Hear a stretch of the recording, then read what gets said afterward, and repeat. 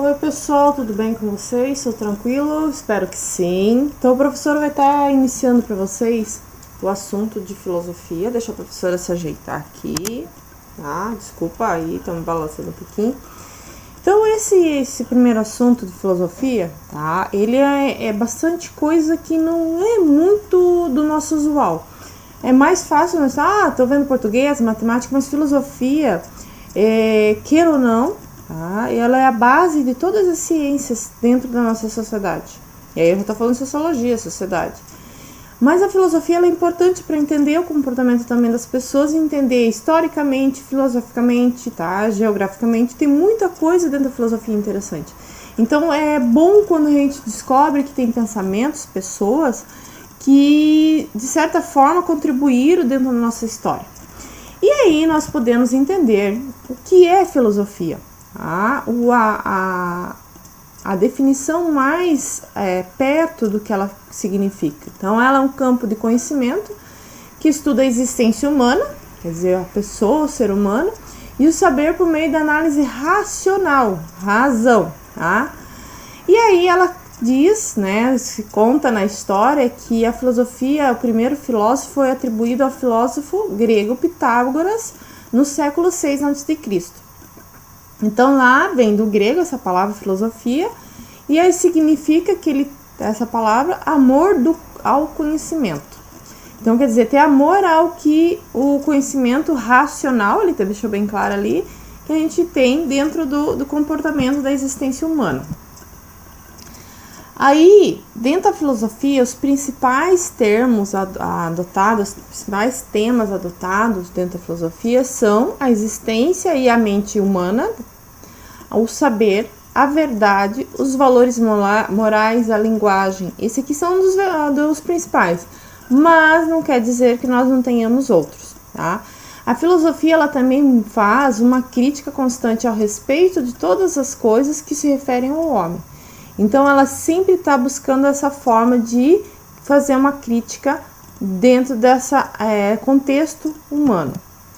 A filosofia também é importante entender que ela constrói e reconstrói continuamente seus pilares, sem nunca abandonar as coisas antigas. Então, ela vai pegando do que já aconteceu e vai construindo, reconstruindo o saber, tá? Ela amplia o horizonte do pensamento e da compreensão humana sobre a realidade que o cerca. Então, é importante a filosofia. Nós temos dentro dos filósofos, dentro da filosofia, um deles que nós podemos citar é o Tales de Mileto, tá? E então, nós podemos dizer que Tales de Mileto foi o primeiro pensador a que podemos chamar de filósofo. Ele foi, pode-se dizer que foi uma pessoa muito culta, porque ele é um pensador, filósofo, matemático, grego pré-socrático, quer dizer que ele veio antes de Sócrates, tá? É considerado, o pai da ciência além do pai da ciência e da filosofia ocidental. Uma outra contribuição, que Tales tem é que as principais ideias deles expandiu os horizontes teóricos nas áreas de matemática, filosofia e astronomia, que até então não se tinha muito conhecimento. Quer dizer, não é o conhecimento que nós temos, mas foi a base para a ampliação de alguns conhecimentos, tá? E aí ele dizia que a água era o principal elemento da natureza e a essência de todas as coisas. Ali nós temos, eu coloquei para vocês ali um pensamento relacionado a ele, Quando perguntaram o que era difícil, ele respondeu, conhecer a si próprio. Quando lhe perguntaram o que era fácil, ele respondeu, dar conselhos. Então é interessante, ele é racional, bem racional e bem relacionado com a existência humana. Dentro da filosofia, nós também temos um termo que é o devir. O que é esse devir? É buscar a ordem da natureza pela qual tudo se transforma, tudo é eterno vir a ser, então um devir. Tudo que ocorre no tempo nasce e morre. E aí essa ideia ela está relacionada a um período pré-socrático e esse vir a ser algo, vir a ser alguma coisa. Nós temos dentro da filosofia já clássica alguns filósofos diga-se de grande passagem, grandes expoentes, quer dizer, grandes pessoas. E aí a gente pode estar citando eles, que foram Sócrates, Platão e Aristóteles. Então, por isso a gente falou pré-socrática ali, que veio antes de Sócrates. Quem foi Sócrates? Tá? Ele viveu em torno de 470 a 399 a.C., como nós seguimos o calendário cristão, então ele viveu antes do nascimento de Jesus Cristo.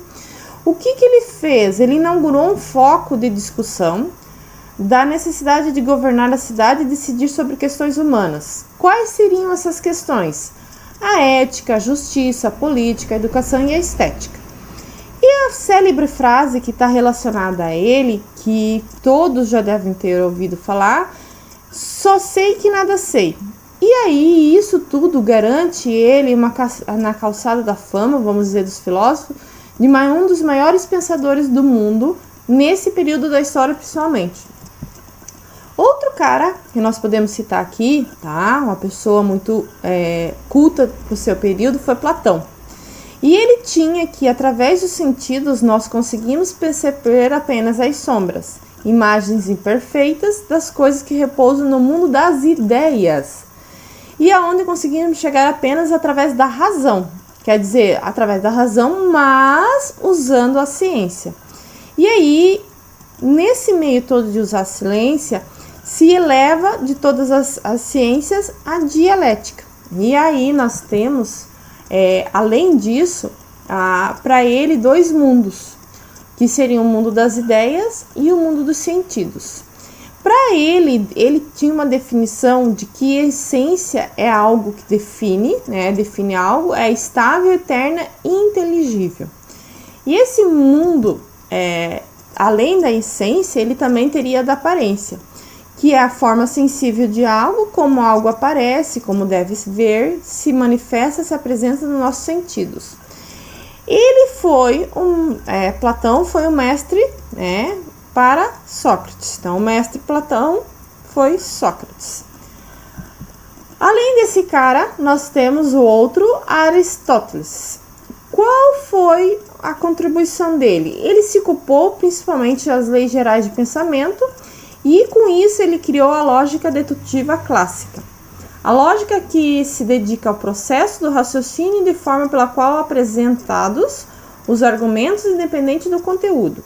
Então você teria qualquer conteúdo e você ia argumentar de forma racional, quer dizer, nós íamos ter um processo de raciocínio racional. E aí ali a gente tem depois os pós-socráticos. E aí os pós-socráticos quer dizer que vieram após Sócrates. E aí seguindo essa linha, nós temos três correntes filosóficas. Os estoicismos, o epicurismo e o ceticismo, tá?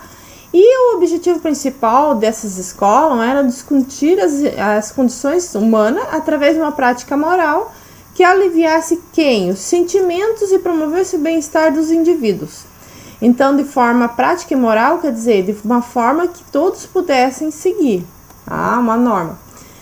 E aí, o estoicismo, ele defendia o panteísmo. O que era isso? Que todas as coisas eram expressão de Deus. Vocês estão vendo que ele saiu mais do racional, lá do pré-socrático, né, do Sócrates, e aí ele começou mais a entrar para a fé.